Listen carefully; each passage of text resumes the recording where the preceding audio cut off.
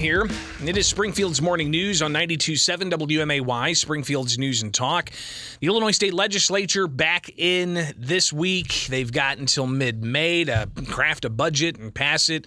The budget doesn't start until July 1st, and typically they go through the end of May, which always messes with people's Memorial Day holiday, but they have scheduled the end of session to be sometime mid-May, so we'll watch as they come back in these next few weeks and start piecing together the spending plan and also taking up a variety of different bills that they'll pass back and forth. But I want to kind of highlight here a conversation that was had about energy policy. And in particular, you've got the state moving towards more renewable energy, but a group testified in front of the Senate's Education Committee, the Senate Energy Committee last week. They're called Reliability First, and they laid out, listen, there's some concerns about the reliability of energy when it comes to how they're going to approach a gap that they see happening with the energy sector in Illinois, especially with policies of bringing about more so-called renewable energy and how that's all going to impact the consumer end, from businesses to other utilities that might need all of this. So here is one of the officials from this group, Reliability First, that lays out some of their concerns as to what to expect moving forward when it comes to addressing the gap in energy reliability. The great transition is happening quickly between the rapidly changing resource mix and extreme weather impacts. Grid reliability risks are emerging. And since our mission is to ensure grid reliability and security, we believe it's important to inform and discuss these risks with our state stakeholders like you. We want to talk about the reliability challenges we're seeing and serve as a technical resource for all of our states.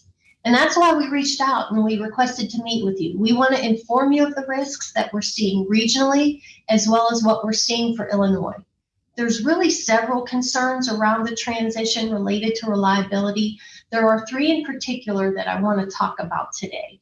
And those are the pace and complexity of change that's happening with the grid transition, resource adequacy, and essential reliability services. So that's Diane Holder. She is with this group, Reliability First, that was testifying in front of a Senate Energy Committee last week.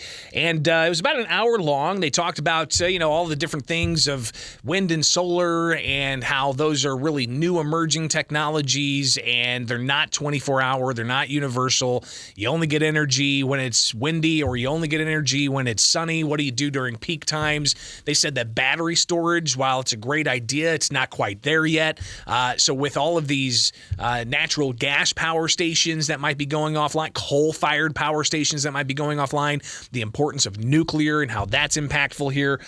You had some questions from State Senator Sue Rezin really highlighting, I guess, some of the ongoing concerns there are about transitioning to so-called renewable energy. Because we have to make sure that the power is always there. So even though we are moving and transitioning to, reduce our carbons, renewables and all of that, we don't have an answer, a definitive answer, how we can provide reliability, because we don't know what the time frame is for, these larger kind of battery commercial size and what that looks like. I mean, I'm just hearing from you that there's still a lot of questions and you need to study it, which is fine. I appreciate that.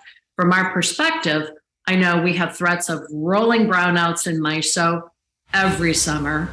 And now with the PJM report, they are, raise the red flag about reliability issues in PJM because of premature plants going offline. So I guess, do you have any words of wisdoms to the policymakers that you have on this Zoom as to how do we handle it in short term until we've studied this and the battery's ready and all of the above?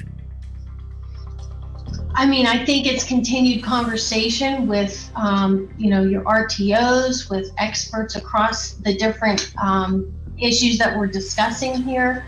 I think it's, going back to some of those factors to consider.